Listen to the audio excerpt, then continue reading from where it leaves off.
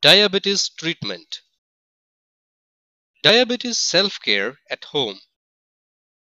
If a person has diabetes, healthy full lifestyle choices in diet, exercise, and other health habits will help to improve glycemic control and prevent or minimize complications of diabetes. Diabetes diet. A healthy diet is key to controlling blood sugar levels and preventing diabetes complications. If the patient is obese and has had difficulty losing weight on their own, talk to a healthcare professional. He or she can recommend a dietitian or a weight modification program to help the patient reach a goal. Eat a consistent, well-balanced diet that is high in fiber, low in saturated fat, and low in concentrated sweets. A consistent diet that includes roughly the same number of calories at about the same times of day helps the healthcare professional prescribe the correct dose of medication or insulin. A healthy diet also helps to keep blood sugar at a relatively even level and avoids excessively low or high blood sugar levels, which can be dangerous and even life-threatening. Exercise. Regular exercise in any form can help reduce the risk of developing diabetes.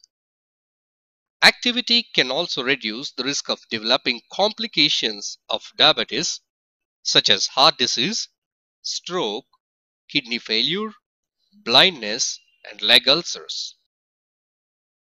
As little as 20 minutes of walking 3 times a week has proven beneficial effect. Any exercise is beneficial, no matter how easy or how long. Some exercise is better than no exercise. If the patient has complications of diabetes such as eye, kidney, or nerve problems, they may be limited both in type of exercise and amount of exercise they can safely do without worsening their condition. Consult with your healthcare professional before starting any exercise program. Alcohol use. Moderate or eliminate consumption of alcohol. Try to have no more than 7 alcoholic drinks in a week and never more than 1 or 2 drinks in an evening. One drink is considered 1.5 ounces of liquor, 6 ounces of wine, or 12 ounces of beer. Excessive alcohol use is known risk factor for type 2 diabetes. Alcohol consumption can cause low or high blood sugar levels, nerve pain, and an increase in triglycerides.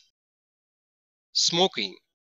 If the patient has diabetes and smokes cigarettes or use any other form of tobacco, they are raising the risks markedly for nearly all of the complications of diabetes.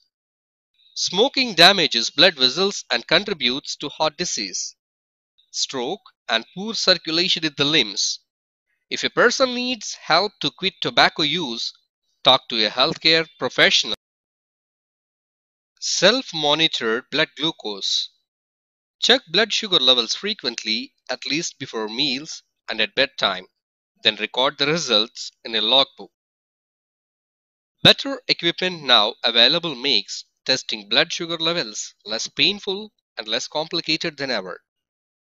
A daily blood sugar diary is invaluable to the healthcare professional in evaluating how the patient is responding to medications, diet, and exercise in the treatment of diabetes. Medicare now pays for diabetic testing supplies, as do many private insurers and Medicaid. Diabetics medical treatment. The treatment of diabetes is highly individualized, depending on the type of diabetes, whether the patient has other active medical problems, whether the patient has complications of diabetes and age, and general health of the patient at the time of diagnosis. A healthcare professional will set goals for lifestyle changes, blood sugar control, and treatment. Together, the patient and the healthcare professional will formulate a plan to help meet those goals. Education about diabetes and its treatment is essential in all types of diabetes. When the patient is first diagnosed with diabetes, the diabetes care team will spend a lot of time with the patient. The diabetes care team includes the healthcare professional and his or her staff. It may include specialists in foot care, neurology, kidney diseases, and eye diseases. A professional dietitian and a diabetes educator also may be a part of the team. The healthcare team will see the patient at appropriate intervals to monitor their progress and evaluate goals. Type 1 diabetes. Treatment of diabetes almost always involves the daily injection of insulin, usually a combination of short-acting insulin, for example, Lispro or Spat, and a longer-acting insulin, for example, NPH, Lente, Glargine. Insulin must be given as an injection just under the skin. If taken by mouth, insulin would be destroyed in the stomach before it could get into the blood where it is needed. Most people with type 1 diabetes give these injections to themselves. Even if someone else usually gives the patient injections, it is important that the patient knows how to do it in case the other person isn't available. A trained professional will show the patient how to score and inject the insulin. Usually, this is a nurse who works with the healthcare professional or a diabetes educator. Insulin is usually given in 2 or 3 injections per day, generally around meals time. Dosage is individualized and is tailored to the patient's specific needs by the healthcare professional. Longer acting insulins are typically administered 1 or 2 times per day.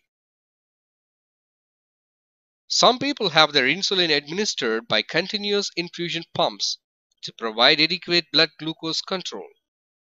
Supplemental mealtime insulin is programmed into the pump by the individual as recommended by his or healthcare professionals.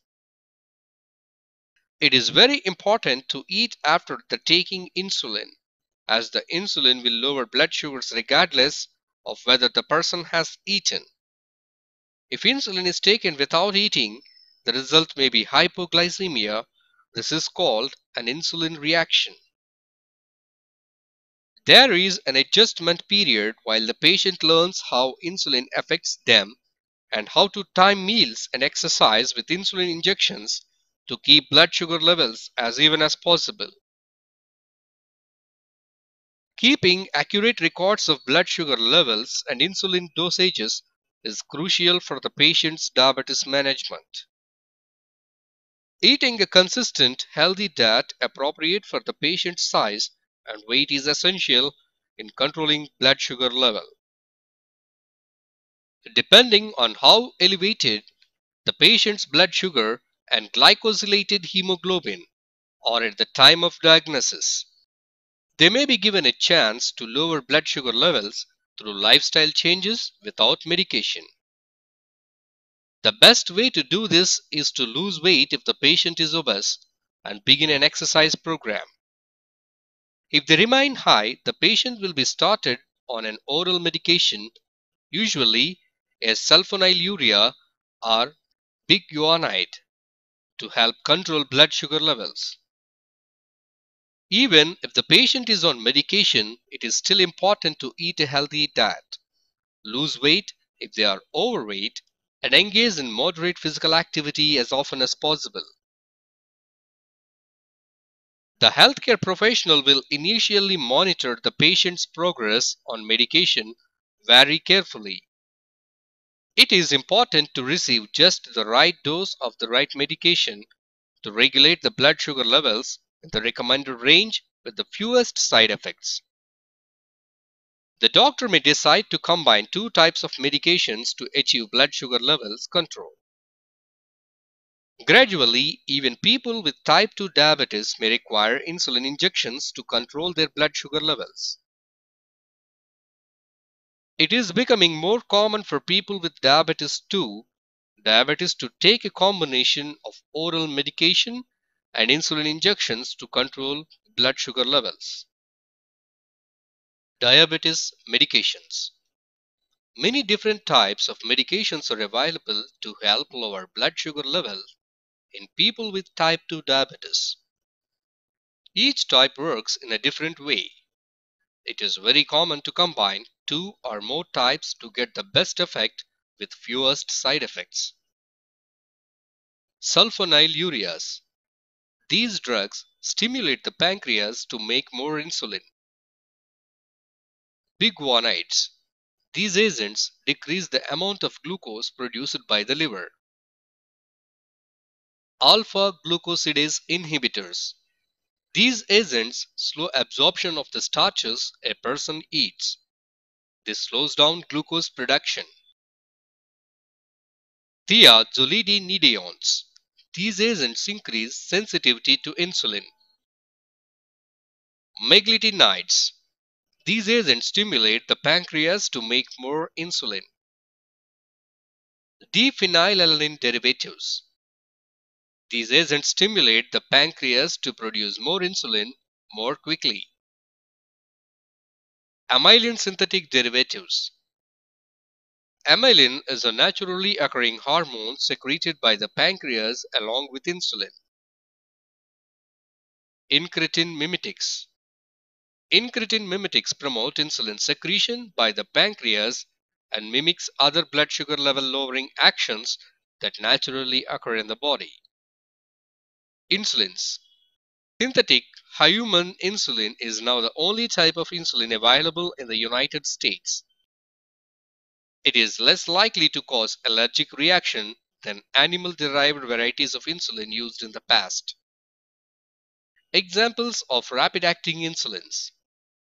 Regular insulin, Humulin R or Novolin R, insulin Lispro, insulin Glulicin, prompt insulin Zinc. Examples of intermediate-acting insulins. Isofen insulin, neutral protamine hagidron,